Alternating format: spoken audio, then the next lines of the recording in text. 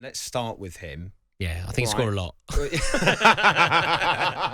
Never doubting again. Right, can he break his own record next season? No. Will he? No, that's too much. That is too much. Look, I think he's going to have a sensational season. I think he'll score goals for fun. But effectively what he did last year, he broke all sorts of records last year, didn't he? He's breaking records every month almost. Yeah, broke the Premier League goal scoring record, but hat-tricks and, the volume of goals, I don't believe will be repeated. There you go, Scott. Clip that one up. And, no, that's too delicate. I've been incredibly delicate there. But I think he'll have a very good season. Yeah. We'll stick with Manchester City.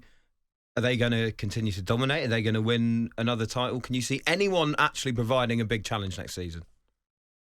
To City? Yeah. No, not really. I think not Arsenal. No. With the season they had last season, bringing Rice in. I think the terminology that you've used there. Will anyone provide a challenge?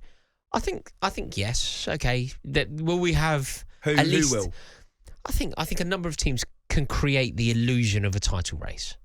There are a number of teams that can create the false state of football that there is a chance of somebody else winning the league. Who will provide a bigger challenge next season, Liverpool or Arsenal? Arsenal brought in Rice, Havertz, Timber. I think Arsenal are doing more impressive business. Okay. And better business, and they were a better team already.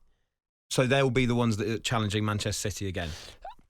I don't know if you can predict it. I don't know if it's as simple as that, because if we were having this conversation 12 months ago, we wouldn't have said Arsenal would be the team. Yeah. Like, I wouldn't be surprised to see somebody rogue do it. Because when you get a team that are clearly the best team, what quite often happens is, rather than having a consistent challenger, one team has a moment and launches a serious bid for the league, becomes the challenger for that year, and then they can't do it for the following season. Who could be rogue good? Newcastle could be rogue good. Do you think? Yeah, Newcastle could be rogue good. Stop it. No, I think it's unlikely. I think it's unlikely because of the depth of their squad and because they're in a European competition. But they're making the right signings. Newcastle are making the right signings. And do you know what, Rory? You're absolutely right, because I have underestimated them so many times. I remember coming on talkSPORT 2 ahead of last season, and it was true as well. I would have been very happy if we got top 10 and had a good cup run. Now we got the cup run, we got to the cup final, albeit the Carabao Cup. Yeah. No, you can't shake that though. First visit to Wembley for 20 odd years. And they came fourth. I mean, I was very, very blown away, and I think most people were. So the trajectory that you've just described, going one step further than that, would be launching a sustained bid for the league. Yeah. Not saying winning the league, but I'm saying launching a sustained bid. You know, through the 70s when Leeds United were an amazing side, effectively that they didn't win that much through that period. But the reason they didn't is they were the best team, and every year, if you look at the winners, there was a different team that won the league. But second were Leeds. Leeds were the best team over the course of the decade or the half decade. Well, it's like Newcastle in the mid-90s, really, isn't it? Yes. But continually coming second. Now, I heard you mention this on the Transfer Insiders on talkSPORT, Rory, that you said that Newcastle will eventually win the league. It, gave me butterflies. I don't think you're wrong, but, it's still very exciting. Now, the question I want to ask you, when? When do you think they will build enough of a squad, build enough of a challenge to go for that league title? And another question after that. Well, actually, answer that one first and ask you another question. There's a problem with answering the Newcastle question, because if we were living in a normal world, Newcastle would potentially win the league within the next 3 years. Potentially being next year, by the way. So, but within 3.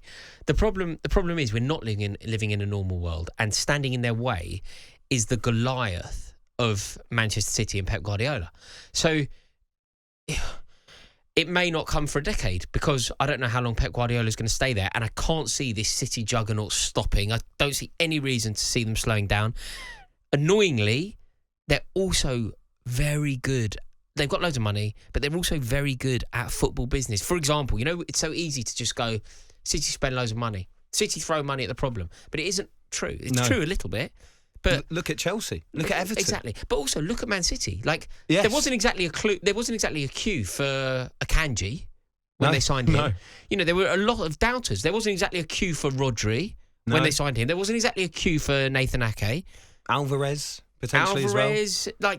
And then they go and they turn these players into the best, not only the best in the world, but the best team that the world has ever seen, in my opinion. Yeah. So So the problem for Newcastle is who stands in their way rather than how good Newcastle are. But look, I think that Newcastle are capable of launching a bid for the league and creating the illusion. Yeah, of course I do. They, as you pointed out, they went from where to fourth? Where did you say it was? They finished 11th. So 11th to fourth and a final.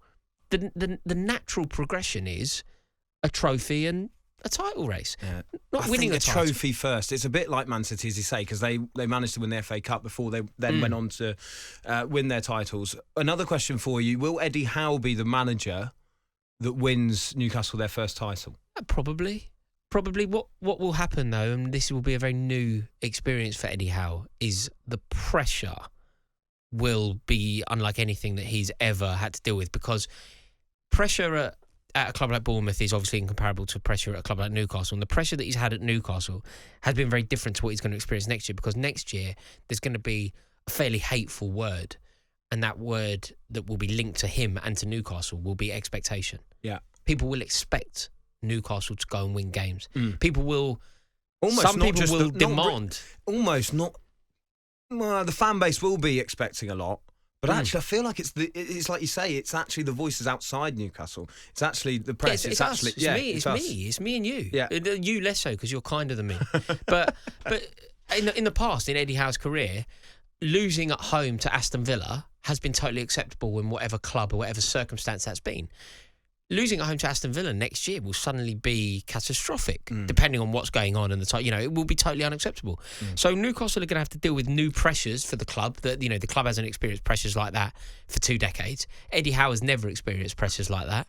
So it's difficult to tell, because the other thing that could happen is the powers that be. Look, I think they like Eddie Howe, and I think Eddie Howe deserves to be in the job. But I can also see a world where then potentially move it on, yeah. When you think about some of the managers that could be available. Yes, true. When you think about the money that they have at their disposal and who they could get, they may get a little bit ambitious about it. I don't think they should. I think they should back Eddie Howe. But I don't think anybody would be surprised if suddenly they revealed...